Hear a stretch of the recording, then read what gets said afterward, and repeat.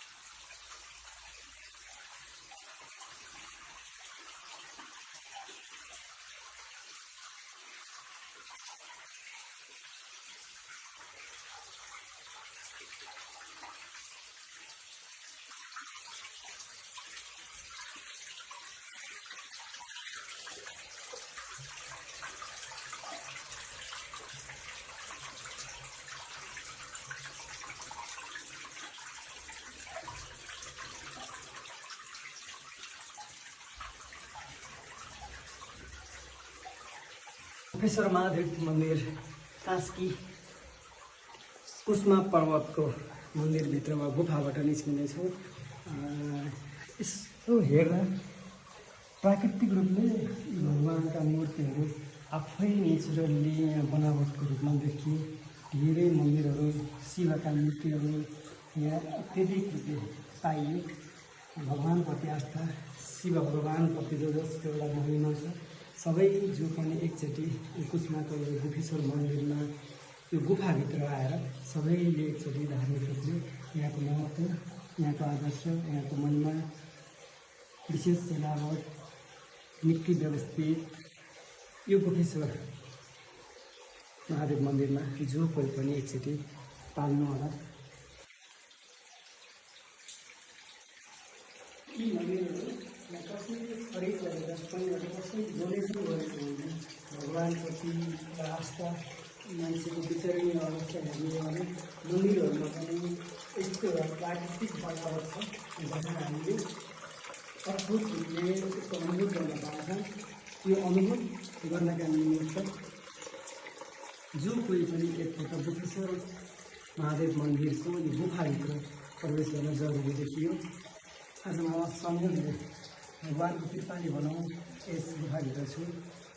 निकै आकर्षक छ, निकै रमाइलो छ। यहाँ आउँदा मनमोहक दृश्य छ, मन शान्त छ। जो कोही पनि एकपटक यस गुफाभित्र प्रवेश गर्नुहोला। यी भगवान मानव निर्मित होइनन्, स्वचालित होइनन्, प्राकृतिक रूपले उत्पत्ति भएका यी भगवानका आस्था मूर्तिहरू जो कोहीलाई पनि यहाँ आउँदा आफैमा अनुभूत आध्यात्मिक रूपले निकै शान्त मनन र चिन्तन गर्ने यो ठाउँ जो कोहीले पनि यात्रा गर्नुपर्ने अवश्य एकपटक जसरी पनि जुन अवस्थाले समय भएसम्म सजिलै दर्शन गर्न सक्ने ठाउँ हो। जो कोही पनि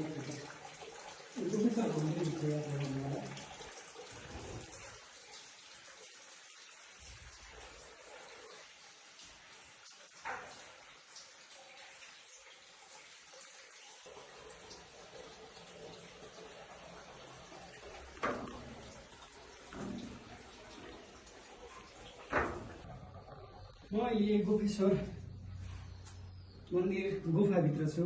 पुष्म पर्वतमा रहेको यो गोपेश्वर मन्दिर दर्शन गरेपछि यो गुफाभित्रबाट निस्किने क्रममा जति पनि अद्भुत रूपले कलात्मक रूपले जति पनि सजावट भएका यी मूर्तिहरू छन् यो मानवीय होइन, प्राकृतिक रूपले बनावट भएका मूर्तिहरू हुन्। निकै आस्थावान तरिकाले र धार्मिक र आध्यात्मिक रूपले हेर्ने हो भने यो गुफा अत्यन्तै सुसज्जित रूपले सजिएको छ। यहाँ निकै व्यवस्थित छ। जति पनि शिवका मूर्तिहरू छन् त्यो सबैको दर्शन गर्नका निम्ति एकचोटि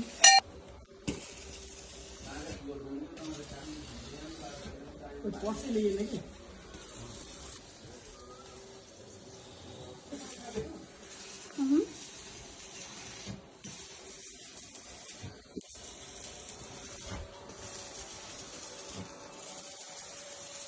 नमस्ते।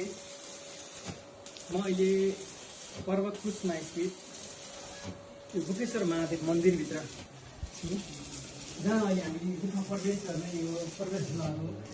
यो कुनै मानव निर्मित होइन, यो भगवानको आस्था यहाँको सबै मानव निर्मित नभएर यो एउटा प्राकृतिक रूपले विभिन्न मन्दिरहरू दर्शन गर्नको लागि प्राकृतिक रूपले नै बनावट भएका मन्दिरहरू देख्न पाइन्छ। अति नै राम्रो आकर्षण छ।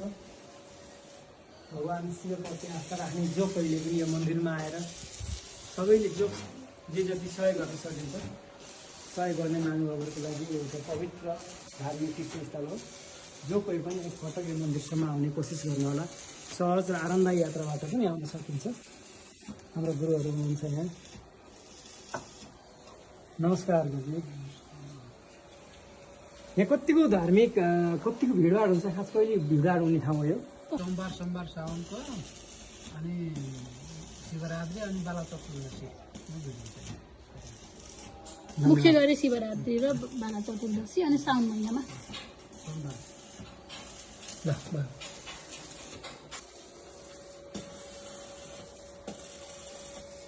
भगवानले जय कल्याण गर्नुहुन्छ।